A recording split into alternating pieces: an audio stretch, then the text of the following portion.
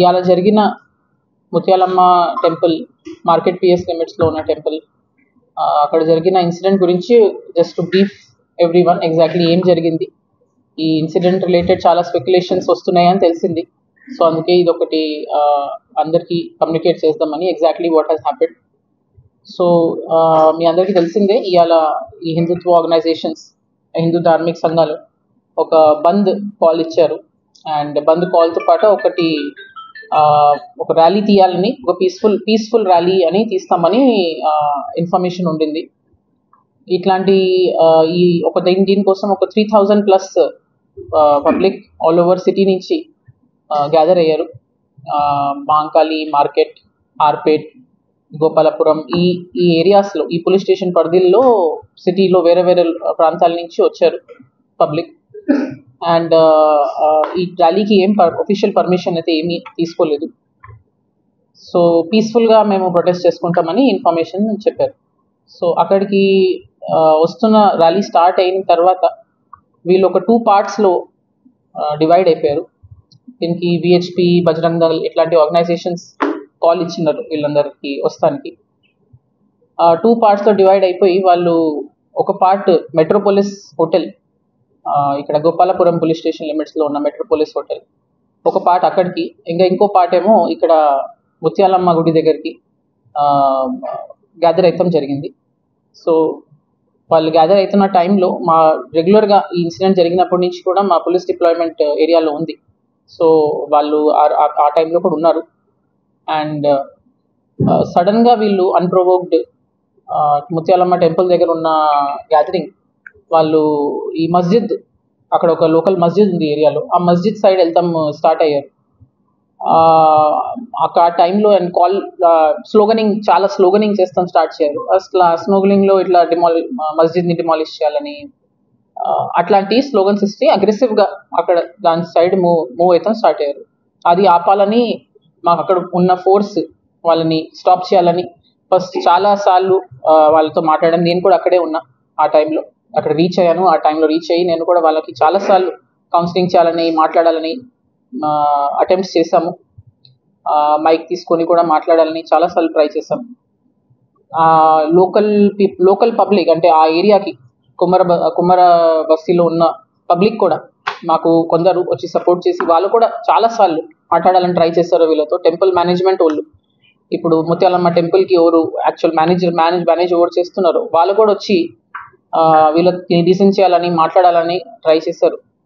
ఇన్నిసార్లు ఒక 1/2 hour to 40 minutes attempts చేసిన వీళ్ళు సడన్గా వైలెంట్ అయిపోయి క్రౌడ్ అక్కడ ఉన్న పోలీస్ పార్టీ మీద ఈ స్టోన్స్, రాళ్ళు ఇసరతాము, వాటర్ బాటిల్స్ ఇసరతాము, చైర్స్ ఇసరారు. అవి కూడా ఉన్నాయి మా దగ్గర, అంత ఫుటేజ్ ఉంది. అండ్ స్టిక్స్ ఇసరతాము, ఇది చేస్తాం జరిగింది. దీంట్లో ఒక 10 to 12 persons మా పోలీస్ సిబ్బంది ఇంజ్యూర్ అవుతాం జరిగింది. దాంట్లో ఒక ఏసీపీ లెవెల్ ఆఫీసర్ ఉన్నారు, ఆయనకి సర్వైకల్ ఇంజురీ అయింది. ఇంకొక మా కంట్రోల్ ఇన్స్పెక్టర్కి హెడ్ ఇంజురీ అయింది, బ్లీడింగ్ ఇంజురీస్ అయినాయి. చాలామంది ఉమెన్ కానిస్టేబుల్స్ కూడా అక్కడ డిప్లాయ్ ఉన్నారు, వాళ్ళకు కూడా చాలా ఇంజురీస్ అయినాయి. ఆ సిచ్యువేషన్లో వీళ్ళని క్రౌడ్ని కంట్రోల్ చేయాలనే ఇంట్రెస్ట్తోనే లాఠీ చార్జ్ చేస్తాం జరిగింది. జరిగిన తర్వాత కూడా మళ్ళీ వాళ్ళు గ్యాదర్ అయ్యారు. మళ్ళీ క్రౌడ్ అంతా మళ్ళీ గ్యాదర్ అయింది. ఆ టైంలో మేము కూడా మా అడిషనల్ ఫోర్సెస్ని డిప్లాయ్ చేసుకున్నాం. వాళ్ళతో మళ్ళీ కూర్చోబెట్టి వాళ్ళతో మాట్లాడటం జరిగింది. కొద్దిసేపు కూర్చున్నారు. మళ్ళీ చాలాసార్లు స్లోగనింగ్ అదే సేమ్ ఒక 1-2 hours, 1 hour, 1.5 hour నడిచింది. ఇంకా దాని తర్వాత వాళ్ళని అక్కడి నుంచి డిస్పర్స్ చేస్తాం జరిగింది. ఈ డిస్పర్స్ చేస్తున్న టైంలో కూడా ఆ క్రౌడ్ మళ్ళీ రోడ్ పైకి వచ్చి ఆర్టీసీ బస్సెస్ వెళ్తున్నాయి అక్కడ, ఆ ఆర్టీసీ బస్సెస్ని కూడా డ్యామేజ్ చేశారు. ఆ పర్సన్స్ కూడా మేము ఐడెంటిఫై చేస్తున్నాం, వాళ్ళ మీద కూడా యాక్షన్ తీసుకుంటాం. ఇదే టైంలో మెట్రోపోలిస్ హోటల్ దగ్గర ఉన్న గ్రూప్ వాళ్ళు కూడా అక్కడ స్టోన్స్ ఇసరతాం, రాళ్ళు ఇసరతాం అక్కడ ఉన్న పోలీస్ పార్టీ మీద, అది కూడా చేస్తాం జరిగింది అక్కడ. కానీ అక్కడ ఉన్న మా పోలీస్ పార్టీ వాళ్ళని త్వరగానే డిస్పర్స్ చేశారు. సో మేము అక్కడ ఏం పెద్ద మేజర్ ఇష్యూ అవ్వకుండా మా అక్కడ ఉన్న సిబ్బంది వాళ్ళని డిస్పర్స్ చేశారు. కానీ అక్కడ కూడా వాళ్ళు ఆ ప్రెమిసెస్ని వ్యాండలైజ్ చేయాలని ఆ ఇంటెన్షన్తో అగ్రెసివ్గా ఆ ప్రెమిసెస్ పైన కూడా మూవ్ అయితే జరిగింది క్రౌడ్.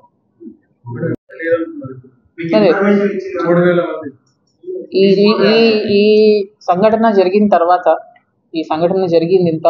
సో ఇంట్లో పబ్లిక్ సెంటిమెంట్, పబ్లిక్ ఇమోషన్స్ కూడా చాలా వరకు హర్ట్ అయినాయి. సో మేము కూడా వాళ్ళు పీస్ఫుల్గా ప్రొటెస్ట్ చేస్తామని ఒక 100%, ఒక 200% అట్లా ఇన్ఫర్మేషన్ ఉండింది మాకు. సో మేము వాళ్ళని నా మెయిన్ పర్పస్ ఇప్పుడు ఇది చెప్తానికి, ఇది ఎందుకు ప్రెస్ మీట్ పెట్టామంటే, పోలీస్ లాఠీ చార్జ్ చేసింది అని దానిపైన కొంచెం rumours are roaming around. So అదే నేను మీకు క్లియర్ చేస్తున్నాను. ఇదంతా సంఘటనది మా దగ్గర ఫుటేజ్ ఉంది. ఎవరెవరు ఎట్లాంటి స్నోగలింగ్ చేశారు, ఎట్లాంటి అగ్రెషన్ చూపించారు, ఎవరెవరు స్టోన్ పెల్టింగ్ చేశారు, మిగతా అన్ని విషయాలు కూడా మా దగ్గర ఫుటేజ్ ఉంది.